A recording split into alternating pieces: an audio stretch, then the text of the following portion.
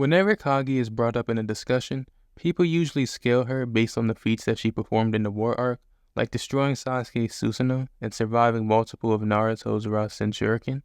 Even though these are impressive feats in their own right, since Naruto got a huge amp after the war arc in the form of getting both halves of Kurama instead of having one, and Sasuke being stated to have mastered his Rinnegan and also getting stronger, the feats Kaguya performed on the weaker versions of them don't really scale her anywhere past the war arc.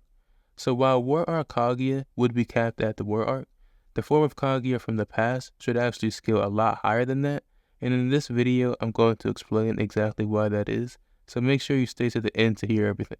Now this first point I'm going to bring up, I haven't really heard anyone else mention before, but Kakashi is actually shown using Kamui on the Gedo Statue's arm to completely teleport it away to another dimension.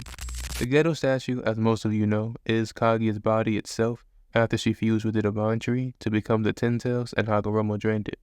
It's stated that every cell in your body goes into creating your chakra, so Kaguya's original arm being warped away by Kamui would actually be a huge nerf for her.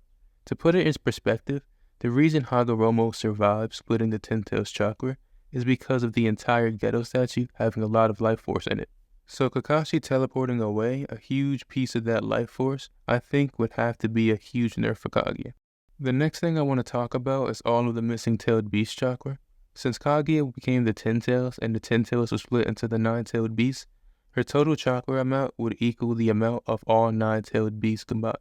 However, we know Naruto actually had a piece of each Biju inside of him the entire time he was fighting Kaguya.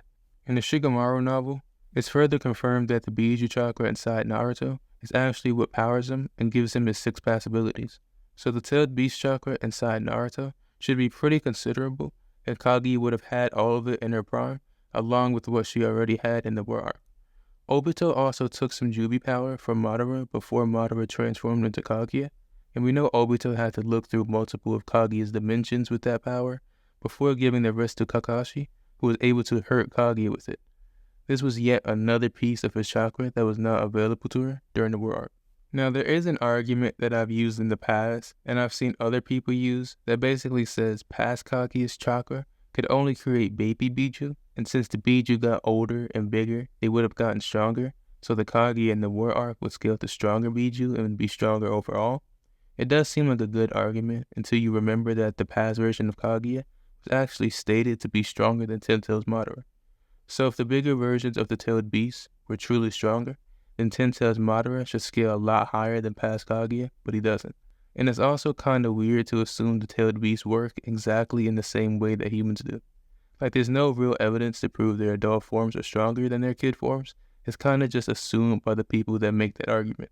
Even after this, people will still try to say, since Madara got a 10 tails amount of chakra force into him, Kaguya would be stronger than what she was in the past, despite not having all of the Biju chakra or Gedo Statue in her. But the problem with that argument is that Naruto's only reference to the Ten Tails would be Obito's Ten Tails, since Naruto was passed out when Madara formed his, and he clearly never saw the Prime Ten Tails. Obito's Ten Tails only had a small piece of the 8 and 9 tails in it, and was only really portrayed to be moderately above 50% Kurama, since Kurama was somewhat confident in fighting him. We saw that 50% of Kurama was able to knock back 5 fully transformed Jinchuriki, and those Jinchuriki were being amped by their Rinnegan and Sharingan. So imagine what he would do to the tailed beasts themselves while they're not amped by their ocular powers. The tailed beast chakra inside Naruto that makes him a pseudo 10 tails Jinchuriki should honestly be more than the tailed beast chakra that Obito had in his 10 tails. So Madara getting that much chakra stacked on him wouldn't really matter, since there's no real proof that it exceeds the chakra of the tailed beast inside Naruto, plus the energy of the Gedo Statue, and that there's evidence, like I brought up, that goes against that idea. So with all of that being said, I think Prime Kaguya with all of her chakra and her total body would scale to around base Momoshiki level. And I already know there's going to be some people that's going to bring up how Prime Kaguya was creating an army in preparation for Momoshiki and Kinshiki, so she can't be on their level.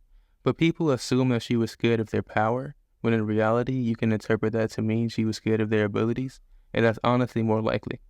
Momoshiki himself stated that he knows all Shinjutsu, and while he was possessing Boruto, he low-key says Ishiki was a nuisance that he was going to have to eventually deal with. despite being way weaker than him.